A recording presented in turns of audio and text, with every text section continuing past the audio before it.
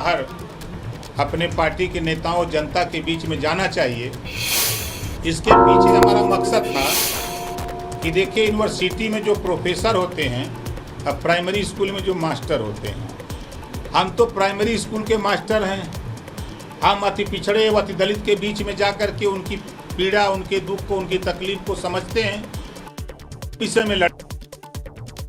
इसी बात को मैंने यूनिवर्सिटी के प्रोफेसर को समझने के लिए, अगर मैं ये बात कहता तो लोगों को नहीं समझ में आती, लेकिन यूनिवर्सिटी के जो प्रोफेसर लोग हैं उनको समझाने के लिए मैंने कहा कि एसी से बाहर निकल करके जनता के बीच में जाकर के अपने पार्टी संगठन को मजबूत करने की ज़रूरत है।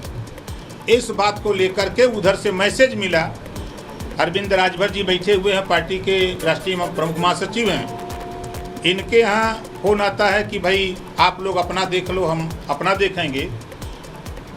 तो फिर इन्होंने उनसे सवाल कुछ किया तो उन्होंने कहा कि नहीं, अब हम लोगों का नहीं चलेगा, अब अपना देखो।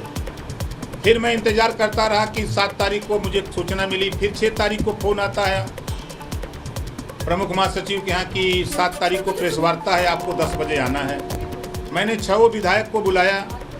अब बुला करके सबसे बात किया। बात करने के बाद मैंने 6 तारीख को ही सबको लखनऊ बुला लिया। फिर 7 तारीख को सुबह फ़ोन आता है कि नहीं, मीटिंग कैंसिल कर दी गई, जबकि सूत्रों से मुझे भी जानकारी हुई कि मीटिंग 10 बजे के बजाय 5 बजे प्रेस वार्ता है और मीटिंग होगी उनकी पार्टी की। उसमें हमारे सहयोगी दल जयंत चौधरी जी को बुला लिया जाता है और सुहेल देव भारतीय समाज पार्टी के नेता को नहीं बुलाया जाता है।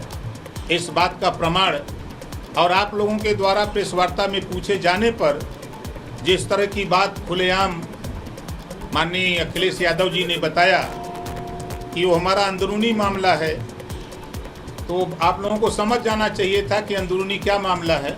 जब जयंत चौधरी जी तो बुलाया जा सकता है, तो ओम प्रकाश राजभर को क्यों नहीं बुलाया जा सकता है। ये चूँकि हम लोग अति पिछड़े समाज से आते हैं, इसके वजह से बड़े नेताओं को लगता है कि ये लोग ज़्यादा बोलते हैं, ओवर बोलते हैं, हमको सलाह देते हैं। तो हम अपनी सलाह को बंद करते हैं। भाई सलाह नहीं देंगे, हमको जो लड़ाई लड़ना हम अपनी लड़ाई लड़ेंगे। आपने 2-3 दिन पहले ये कहा था कि 2024 का चुनाव भी समाजवादी पार्टी गठबंधन के साथ लड़ेंगे। क्या गठबंधन टूट गया है, आप बाहर आ गए गठबंधन, अभी की स्थिति क्या है? आज मैं सिर्फ राष्ट्रपति के चुनाव को लेकर के जब उन्होंने नहीं पूछा, मेरी दिली इच्छा थी समाजवादी पार्टी अखिलेश यादव जी बतावें तो मैं उनके साथ वोट देने के लिए रजामंद था, कोई दिक्कत नहीं थी। जब उनको ज़रूरत नहीं है तो फिर हम किसको वोट दें। इधर माननीय मुख्यमंत्री जी ने बुला करके कहा, और गृह मंत्री मेरी क्या औकात, गृह मंत्री जी बुला करके उसी बात को कह रहे हैं कि क्या दिक्कत है भाई, जो लड़ाई आप लड़ते हो हम लोगों ने प्रत्याशी दिया तो इसी को आप समर्थन करो। नहीं, हम वोट देने की बात नहीं कर रहे हैं, गठबंधन में है या नहीं है ये बताइए। अभी तो हैं, कब तक रहेंगे?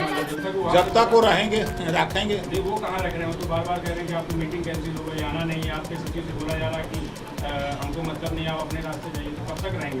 तो अभी तो फिलहाल हम राष्ट्रपति के चुनाव में द्रौपदी मुर्मू को समर्थन देने की बात करते हैं। अब आगे टाइम आएगा तो बताया जाएगा। बारी बारी नहीं, हम नहीं अलग हैं, हम अलग नहीं हैं। जब तक आपके पास फोन रहेगा तब तक अलग नहीं होंगे। हम आपके जो विधायक हैं 6 में से, उसमें से एक मुख्तार अंसारी साहब के साहबजादे भी हैं, उनसे भी बात हुई है कि द्रौपदी मुर्मू को वोट करेंगे। देखिए, हमारी बात उनसे कम से कम 4 बार हुई, कल भी हमारी उनकी बात हुई है। इस बात को माननीय मुख्यमंत्री जी के सामने भी रखा हूँ, इस बात को माननीय गृह मंत्री जी के भी सामने रखा हूँ। ऐसा नहीं है, हम कोई भी कदम उठाते हैं तो बहुत सोच समझ करके उठाते हैं। उन्होंने भी वोट देने की पेशकश की है कि हम साथ हैं, हम साथ चलेंगे। अखिलेश जी ने सवाल का जवाब दिया कि आप पर्दे के पीछे राजनीति कर रहे हैं। तो पर्दे के पीछे तो सब लोग करते हैं,